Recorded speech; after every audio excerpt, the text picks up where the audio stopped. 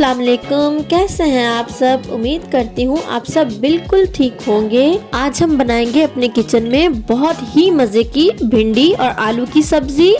तो चले आए रेसिपी को स्टार्ट करते हैं। रेसिपी को स्टार्ट करने से पहले मेरी वीडियो को लाइक करें, चैनल को सब्सक्राइब करें और बेल का आइकन लाजमी प्रेस करें ताकि न्यू आने वाली हर वीडियो सबसे पहले आप तक पहुंचे। 1 पाव के करीब मैंने भिंडी ली है, इसे मैंने वॉश करके इस तरीके से कट कर लिया है। 1 मीडियम साइज का आलू लिया है, इसे भी मैंने छोटे छोटे पीसेस में काट लिया है। 1 टीस्पून के करीब इसमें रेड चिली पाउडर, 1 टीस्पून इसमें चाट मसाला किसी भी ब्रांड का और ½ टीस्पून ही इसमें मैंने नमक डाल के इन तीनों चीज़ों को अच्छे तरीके से मिक्स कर लिया है भिंडी में, आप देख सकते हैं। अब मैंने एक पैन में ऑयल लिया है और मैं भिंडी और आलू को डीप फ्राई कर लूँगी जब तक के आलू और भिंडी थोड़े से ब्राउन ना हो जाएं। तकरीबन 10 मिनट तक मैंने इन्हें मीडियम टू लो आंच पे इसे मैंने फ्राई किया था और ये देखें अच्छे तरीके से ये पक चुके हैं दोनों और मैंने अब इन्हें निकाल लिया है। अब मैं मसाला तैयार कर लूँगी।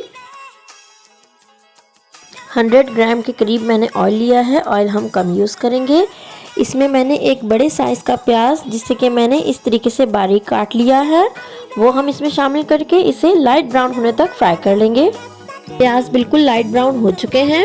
अब इस स्टेज पे मैंने एक टमाटर लिया था, इसका मैंने छिलका उतार दिया और इसे भी मैंने बहुत बारीक कट करके प्याज में शामिल कर दिया है। इन दोनों चीज़ों को हम अच्छे से फ्राई कर लेंगे।